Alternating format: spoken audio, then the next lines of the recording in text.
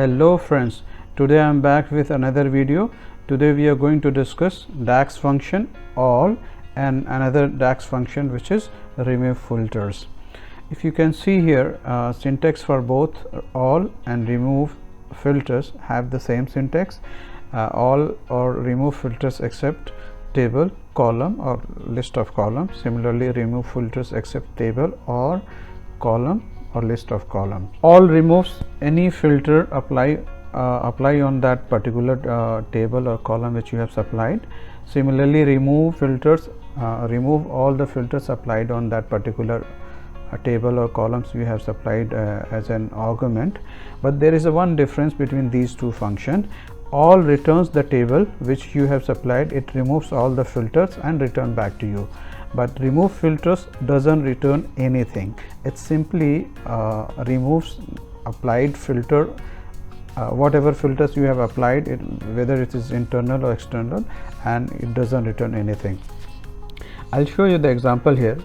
I have a table which has a list of employees, and here I have pulled down all the departments, and total employees, simply it's calculate all the employees within that department. Okay, so let me show you all the calculation which I have written in the form of measures. Total employees, as simple as I'm just counting the total number of records. If you look at here, production department is having 209, ITS is having 50, sales department is having total 31 employees, so on and so forth.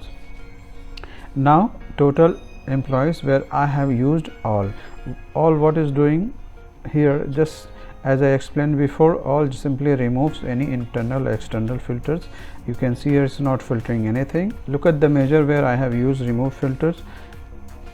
Same thing. If you look at it, it is also giving you 311 employees, and it is also not respecting any kind of filter. It is simply removing any filter which is internal or external. Let me filter here.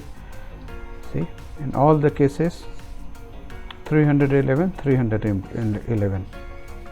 but there is one slight difference.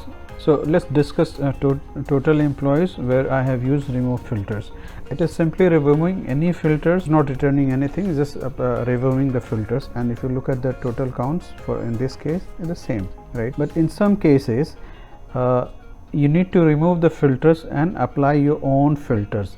Like for example, here I have calculated total employees in that production department. Let me show you that formula here. In this case, to remove any filters apply on that particular employees table, and then I'm filtering all the employees within the production department. In that case, we cannot use remove filters, because remove filter doesn't return anything, but all returns a table of after removing all the filters apply on that. And then I'm again applying one more filter here, department equal to production. So now I hope you understand what is the difference between these two formulas. I hope you understand the difference between these two, and please don't forget to like and subscribe my channel. Bye.